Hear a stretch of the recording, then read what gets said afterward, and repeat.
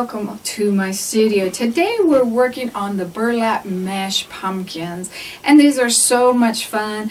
I knew I wanted to create something like this for a long time, and I just had to kind of figure out the right technique, but I'm really happy with these. So come on, let's get started. Today we're working on our mesh pumpkins, and I am having so much fun with these, and I think these are really nice. And you see the real expensive ones in the store and they want a pretty price on those. I think these are almost comparable to that. This one I just set inside of a Halloween wreath, so that's something to think about. And I added a spider.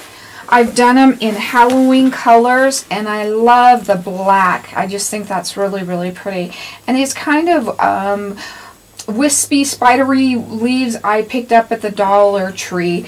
On this guy over here, I set him on a wood slice or pedestal, but I also want to do these in Thanksgiving colors, and I picked up my mesh, and it takes very little of it at the Dollar Tree, so it was $1. So that's something to think about.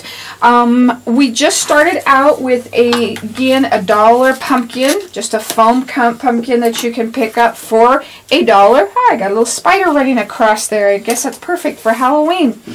And the first thing I did was I just simply removed that little top part, and then I'm just going to take my hot glue and put it right there in the middle, even that out a little bit more, but I want it nice and hot. And I'm going to take a wood piece and just push it down into that pumpkin. Now that should be nice and secure. If it's not, you can add glue around the edges. But I just went out and picked up any sticks that I thought had personality. Just something fun to give that pumpkin some character. But you want it big enough, but not too big. So we've got him ready. And if you can see through these, I left the colors. I like the little bit of orange on these. I didn't think that hurt it at all. It's just a little bit, even on my purple, but that's a personal opinion. That's up to you. So we're going to do 8 pieces of our burlap and mesh. And this was actually a burlap that I had left over from doing a wedding. So I'm going to cut my end straight here. And I'm doing this with my paper cutter because it's easier for me. But we want 11-inch strips of both the burlap and the mesh. And I put my ruler on here because my paper cutter didn't go up that high. And I'm going to do this pumpkin in half of the orange. And I found this really beautiful fall one. I actually picked this up at the thrift store, so never be afraid to go look for things like that. And I think this would be a really good Thanksgiving color as well. So I'm going to do 4 orange and 4 of this color. We're going to make it a double colored here. I also thought it would be really fun with the brown as well. So we need 8 total of our mesh. So I'm going to do 4 in the fall color and 4 in the orange, and 8 pieces of our burlap. And both of these are 6-inch ribbons, so you want to make sure that it's 6-inch, that it matches the size of your mesh. So let's go ahead and get all of those cut, and we'll start putting it together. So we're going to lay each of our mesh ribbon down on our burlap, and we're going to glue them together on both ends. And you may want to use the little silicone fingertips to keep you from picking up that hot glue if you're not real careful. That helps. And you can't do the mesh just by itself because when we go to sew it, it will be too thin and your needle will just go right through it. Now, I'm just going to turn this back in. And again, this is so that we can run the needle through it, and then so our edges are nice and clean and we don't have any spikes or anything sticking out. Now this little guy's kind of poking out there, so we'll just glue him back there. And then we're going to go ahead and do the other end. And we're going to do this on all of 8 pieces. So I'll have a total of 8. I did try to do more than that, and 8 seems to be the magic number. I also can use 7, but 8 works very well with the pumpkin. So go ahead and get all of those made up, and we'll get ready to sew them on. I'm going to use imitation sinew to sew my pumpkin together. You could use thread or whatever you like. I really like the sinew better because it's very, very strong and it is waxy, so it stays in place better. And we're just simply going to take our each piece, and I'm going to do 1, 2, 3. So on this back side we have 3, and this part always ends up facing what you would consider the pumpkin, and we're going to run our needle through that. And this first one, actually I need to start him out first and just tie him, and we'll leave him a tail so we can tie onto him when we're all the way around. But we want to get those 3 little pleats. So we're going to run through that. Okay, and then we're going to do our alternating color here again. Same thing. Your ends should always be pointing inward so that they don't stick out and kind of make it all lay really, really nice. And we're just going to alternate those and start putting them side by side. So I'm going to go ahead and do all 8 of these, and then we'll show you how to tie them together. So I have all of these sewn on, and what I'm going to do is just start pulling them nice and tight, that they're all packed in there. And then we're going to come over to this other side,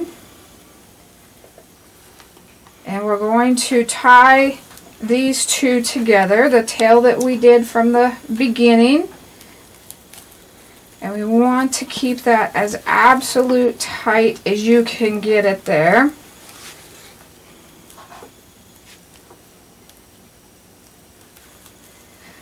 And I didn't get that as tight as I wanted, but what we're going to do is we're going to go back and we're going to do one more little kind of layer. I'm going to do every 3rd one, and that's just going to tighten this circle up. So we're coming through. Or you could do just the ones that are kind of sticking up if they're kind of even here, just to bring it all together. So just so you understand, we're doing the burlap and whatever mesh you decide. If you use one color, it's less than 3 yards each. So makes it go a long ways. So once we've got these pulled nice and tight, we're just going to tie it off again. I'm going to loop it twice. That helps it stay in position a little bit better. We want those nice and tight. The tighter they are, the better it's going to kind of sit on your table. And then you can run these up through the middle so that they don't show, or whatever you want to do. Trim them off. Whatever you think you need to do with that. Once the bottom is done, we're going to go ahead and move to the top. And we're going to do the exact same thing again. First of all, I'm going to tie off my needle. And I know I'm using more than I need, but I'd rather have too much than not enough. Make it just a little bit easier to work with. And we're going to do this the same way. The end should be pointing in with 3 little loops on the outside, and you put your needle through each of those. So I'm going to go ahead and get those all sewn in, and then we'll add our pumpkin. So now that we've sewn this all the way around, I haven't pulled it tight yet, we're going to start to put our pumpkin in. That's where we pull it here. Bring that up to the top. And I'm going to find my little end to tie onto. And then we'll start tightening this up.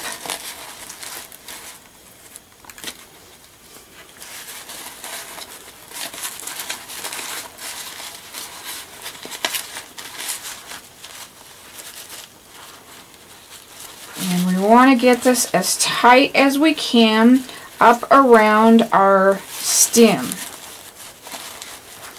so that we don't have any area really showing through. So I'm again going to tie this off.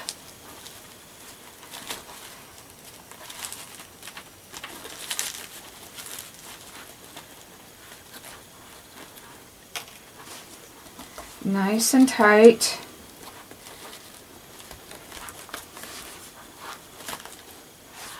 And then I'm going to cut this a little bit longer, and we'll tuck it down into our pumpkin. And you can see when I was working that really wasn't too long, because there were times that I needed all of that length from the string. So I took mine and I kind of put some glue up under these edges a little bit to hold it securely in place up against the stem. I'm going to hold that there for a minute. And I kind of did that all the way around. I think it took about 3 sections just to have that there. If you don't feel that yours needs it, that's okay too.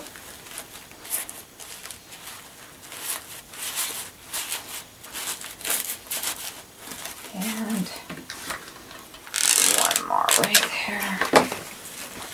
So we've got these real fall fun colors going on. And then the last part of this is to just come and kind of straighten everything out. All of these little guys on the ribbon part I try to tuck in, but we kind of want to pull each of these sections kind of out to kind of make them poofy. And make sure you're not losing a section at all. But see that guy? We want to tuck that kind of under and in. I didn't glue any of these. If you wanted to, go ahead. I didn't feel they needed glue. They stay in place pretty good. So we're just kind of poofing and tucking in all the way around.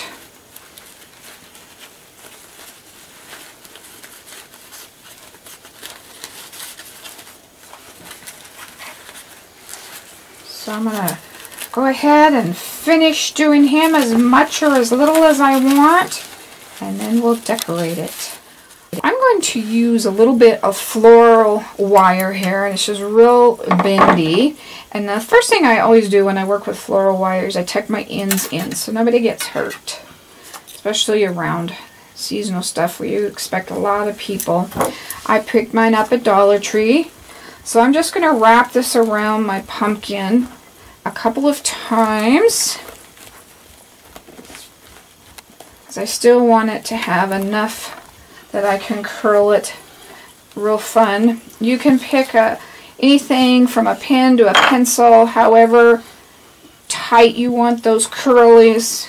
The nice thing about floral wire is it's really easy to bend, so I'm going to do a loop just to secure it to the stem there.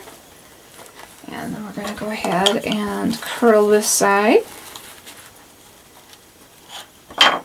I really like the squiggles because vines, pumpkin vines really do have the green squiggles like that, but I think it just kind of really adds a lot to that. And then I'm going to go ahead and put on these leaves. We may use 2, we may use 3. We're going to kind of play it by ear here. And I want to see which way I like my stem going. That's kind of another thing as well. And you might decide that you would rather have the solid leaves or do both. That's going to be a personal opinion. You can use whatever type of leaves you want. So I've kind of got them where I like that position, and I'm just going to lightly hot glue them on here. Trying to keep my finger out of it. And don't glue your leaves on flat. You want them to have movement. I probably should glue this guy underneath his bigger leaf.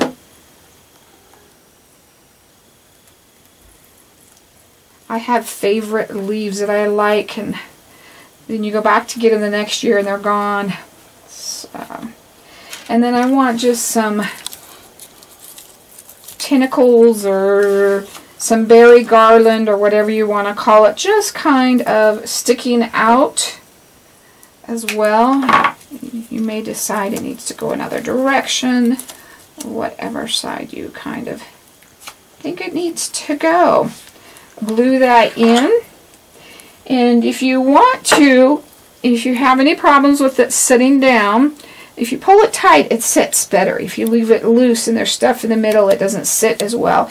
But also by positioning it, you have different heights, so that's something to think about. So if you wanted to even stack it higher, you have different heights, and you can hot glue that on if you're sure that you want to keep it on there. If not, you could just set it for display. So whatever you decide to do, just take this and build on it. The really nice thing about these is you can create them for fall, and they look great for Thanksgiving. I've got a little wreath set down on this one.